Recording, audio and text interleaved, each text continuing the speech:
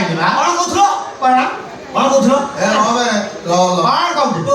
ଏ ରୁହ କଣ କହୁଛୁ ତାର ଘଇତା ଯୋଉଠି କଥା କହୁଛି ସେଠି ମୁଁ କଥା କହିବି ତତେ କିଏ କହୁଛୁ କଥା କରିବାକୁ ରଙ୍କ କହୁଛି ତମେ ଶୁଣ ରଙ୍କ ଟଙ୍କ ଟଙ୍କ ହେଇ ପଳା ଯା ମୋ ବାପା ଜୀବନରେ ଯଦି କୁକର୍ମ କରିଛି ତାକୁ ତଳି ପିନ୍ଧେଇକି ମାର ତଳି ମୁଁ ଆଣ୍ଠୁ ଆଣ୍ଠୁ ଆଣ୍ଠୁ ଆଣ୍ଠୁ ମାର ରେଷ୍ଟ ନିଅ ଉଠିଲେ ପୁଣି ମାରିବ ଖାଲି ଦିନ ଥର ମାର ମାରି ମାରି ଥପା କରିଦିଅ ଏଇ ବୋବା ପାଇଁ ମୁଁ ଆଜି ବିଧବା ହେଲି ମୁଣ୍ଡରୁ କଳା ପଛିଲି ବିଧବା ହଉଛୁ ତୁ ଏ କଳା ପଛିଲି ତୋ ହାତରେ କଳା କଳା କଣ କରୁଛୁ କଣ କହୁଥିଲ କଣ ମୁଁ ତମ ପୁଅ ହଁ ରତନଲାଲ ଖୋରାନା ବଉଦ କଣ ଏମିତି ତମ ପୁଅ ଭଳିଆ ଲାଗୁଛି ମୋ ସିଧା ଆଙ୍ଗେଲରେ ଆସିବୁ ବରକୋଳି ଗଛ ମୁଁ ଚାଲିବୁ ଦେଖୁ ଆଉ ହଁ ଏଠିକି ତ ପୁଅର ସ୍ତ୍ରୀ ଇଦର ବୋହୂ କବେ ନୁହ ଆଉ ଏଠିକି ଆସିଥିଲି ତ ଠଣି ଉଣ୍ଡାଇବାକୁ କଣ ରୂପା ଟଙ୍କା ପାଇଲୁ ଠଣାରୁ କିଛି ପାଇଲିନି ଆଉ? କିନ୍ତୁ ବାପ ବୋଧେ ଥାନାକୁ ଯିବ ଆଉ ସେଠି ଯାଇକି କାଠ କାମ କରିବ କାଠ ଆମେ କଣ ବଢେଇ ନିହାଳି ହାତରୁ ଧରି ତାକତ କରିବୁ ତାକତକୁ କାମରୁ ଯାଏଗା କଣ କହୁଛୁ ଗୋଟେ କାଠ କାମ କରିବୁ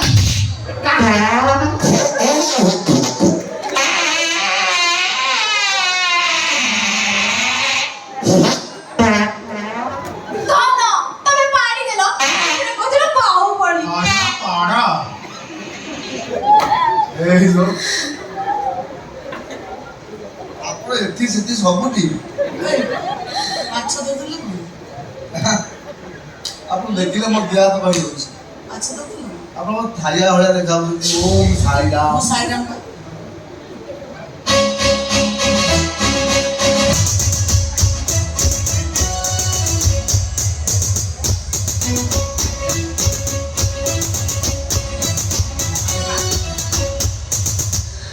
ଥିଙ୍ଗମ ପାଇ କଣ ଥିଙ୍ଗମ ପାଇ କଣ ଆଇ ଆଇ ଆଇ ଆର ନା ଅଜା ମୁଁ ଆଇଛି ଅଜା ମାନେ ମୁଁ ମତେ ଖାଲି ଦେଖୁଛି ସମ୍ପୂର୍ଣ୍ଣ ମୋର ଭଉଣୀ ଅଛି ମୋ ବାପାର ବହୁତ ପୁରୁଣା କତକ ଏ ମୁଁ ଧରମ ଭଉଣୀ ପଦ୍ମିନୀ ଅଗସ୍ତି କଣ ହେଲା ସେ ତାକୁ ଡାକିବି ଖେଞ୍ଚି ଖେଞ୍ଚି ମାରିଦବ ତତେ ମୁଁ କହିଲିନି ତତେ ପଚାରିଛି ମାନେ ଆମ ମୋର ଆଉ କିଏ ଅଛନ୍ତି ବୋଲି ପଚାରିଛି କି? ସଂକ୍ଷିପ୍ତ ଟିପ୍ପଣୀ ମୁଁ ଦେଇଦେବି କାହିଁକି ଦଉଛୁ ଆମ ଉପରେ ପଡିକି କାହିଁକି ଦଉଛୁ ମୁଁ ଉପରେ ଚଳାବା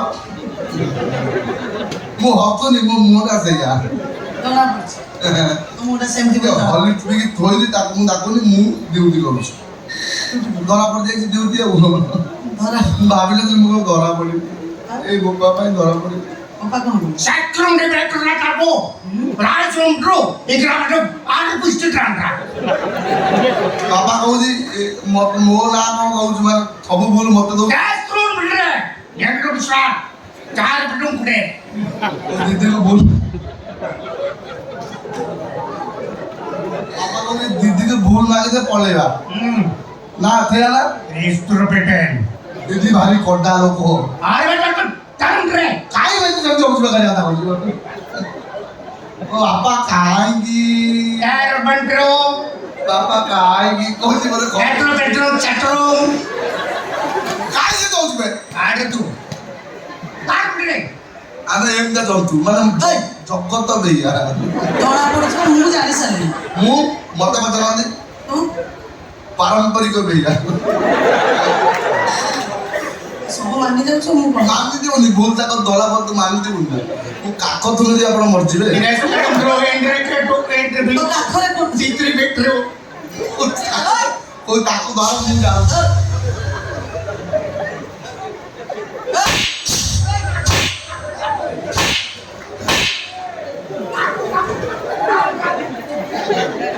ତାକୁ ରଖ ମୁଁ ଯାଉଛି ତାକୁ ତାକୁ କରିଛି ସେଗୁଡା ଗଲା ହାରାମ ଜାଗା ବୁଢା ତାଲି ପାଇଁ ମହିଳା ହେଲି କୋଇ ତାକୁ ଧର ମୁଁ ଯାଉଛି Restro Beten. ତମେ ବାଡିଆ ବାଡି କାହିଁ ହଉଛ ମୁଁ ଆଉ ଦିଟା ମାରିବି କାହିଁକି ମନ ଶାନ୍ତି ହଉନି ତୋ ମନ ଶାନ୍ତି ହଉନି ନା ତୁ ମାଡ କାହିଁକି ହବୁ ମତେ ଆପଣ ମାରିବ ମୁଁ ତାକୁ ମାରିବି ହଁ କାଲି ସୁଧ ଦିଅ କୋର୍ଟରେ କରୁଛି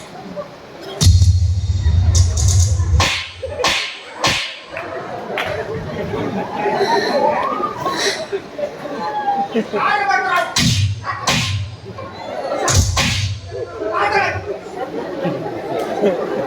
ଏମିତିଆ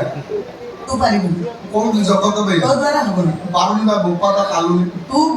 ବାପ ନା ସେ ବାପ କିଏ ଆମେ ତ ବାପ କିଏ ମୋର ତୁ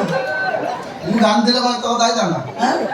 ଠିକ ତୁ କିଛି ଜାଣିନୁ ମୋର ମାନେ- ସେଦିନ କହୁଥିଲୁ ଜାଣିନୁ ଆଜି ବି କହୁଛୁ ଜାଣିନୁ କିଛି ଜାଣିନୁ ନିରୀହ ଛୁଆ ନିରୀହ ଛୁଆ ତା ଚରିତ୍ର ତୁ ସାଲା ପକ୍କା ହାରା ଚରିତ୍ର ବି ବଦମାସ ନମ୍ବର 1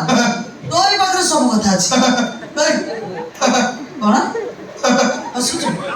ମୋ ଦାଦା ଏଇଆ ତୋ ମୁହଁଟା ସେମିତି ଆଉ ଦେଖିବୁ ଏବେ କେମିତି ମୋ ମୁହଁ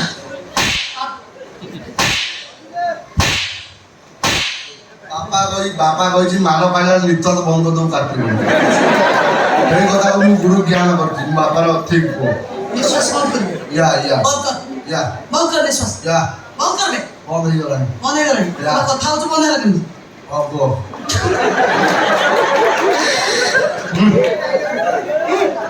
ବନ୍ଦ କରିବୁ ୟା ଯା ତୋ ସହିତ ମୁହଁ ଲାଗିନି ଅଧିକ ତୋର ବସି Yes, ଗୋଟେ madam. କାମ କଲ ଏ ବାପ ପୁଅ ଦିଟାଙ୍କୁ ଏଠି ରଖୁନି ତାଙ୍କୁ ଆଙ୍କ କୁଣ୍ଡା ଚପଳ ଦୋକାନକୁ ନେଇଯା କାହିଁକି ଆଜ୍ଞା କାହିଁକି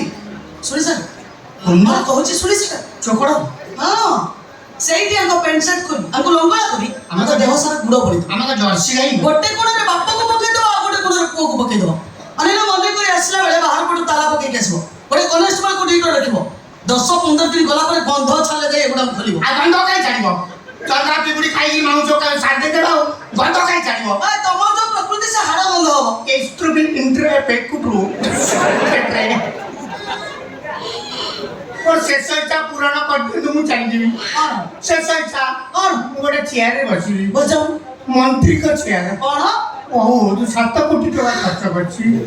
7 କୋଟି ମୁଁ କହିଥିଲି ଖର୍ଚ୍ଚ କରିବେ ନା ମୁଁ ଇଚ୍ଛା ମୁଁ ଗୋଟିଏ ଦିନ ବସିବି କଣ କରିବୁ ମନ୍ତ୍ରୀ ଗଛରେ ଜନସେବା ମା ଭଉଣୀଙ୍କର ସେବା କରିବି ସେବା କରିକି ଏ ଜୀବନ ଦେଇଦେବି ହଁ। ଏଇ ଯୋଉ ସୁଭଦ୍ରା ଯୋଜନା ଟଙ୍କା ପାଇନାହାନ୍ତି ତୃତୀୟ କିସ୍ତି ତାକୁ ମୁଁ ଅଧା ବାଟରୁ ଘୋଷାରି ଆଣିକି ବାଣ୍ଟିଦେବି ହଁ ସେଇ ଦାୟିତ୍ୱଟା ନେବା ପାଇଁ ଠିକ ପୁରା ହଁ ସେଇଟା ନା ମୋ ବାପା ଥରେ ଭୋଜରେ ଠିଆ ହେଇଥିଲା ଦିଦି ଏମିତି ଭୋଜ ଥିଲା ତାକୁ କେହି ଭୋଜ ଦେଲେନି ସିଏ ତା ମଧ୍ୟରୁ ତାକୁ ଦେଇପାରିଲାନି ମାଲବିକି ଆଉ କାହାକୁ ଦେଇଦେଇଛି ଇଷ୍ଟ୍ରେ ମୋର କେତେବେଳେ ବୟସ ହେଇନଥିଲା 18 ହେଇନଥିଲା ଏବେ ହେଇଗଲାଣି ଆଉ ତ ଆଉ କିଛି କରିବା ଦରକାର ନାହିଁ ବାପକୁ ହେଲା ନା ନା ନା ନା ଆଉ ଦରକାର ନାହିଁ ଶେଷ ଇଚ୍ଛା ପୂରଣ